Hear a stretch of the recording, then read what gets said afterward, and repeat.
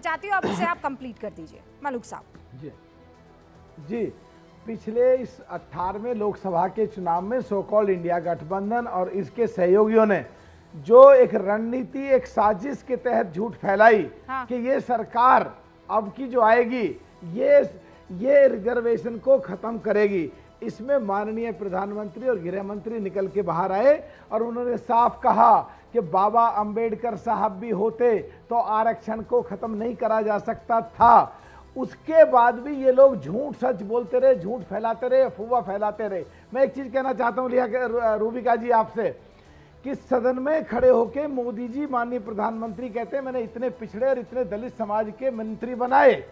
और एक तरफ राहुल गांधी जी पिछले दिनों कह रहे थे कि जब मैं छोटा था तो माननीय प्रधानमंत्री इंदिरा जी के दफ्तर जाता था जब वो प्रधानमंत्री थी, फिर मैं जब राजीव गांधी जी के दफ्तर जाता था, फिर मनमोहन सिंह जी के दफ्तर जाता था, वहां पिछड़ों के लिए और दलितों के लिए काम ठीक नहीं हो रहे थे।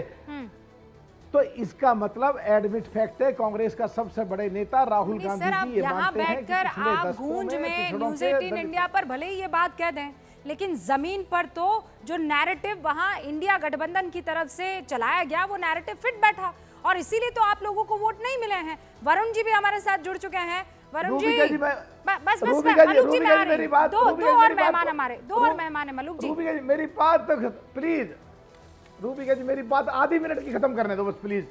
मैं यही कह रहा हूं, आप भी मेरी बात को कह रही हैं, मैं ये कह रहा हूं कि पिछड़ों के साथ, दलितों के साथ पिछले 58-60 साल ठीक नहीं हुआ, और मैं डीओपीटी में हूं, वहां भी 70% सीट खाली पड़ी रहती थी, अब भी 30% खाली है। तो ये जो इन्होंने झूठ फैलाया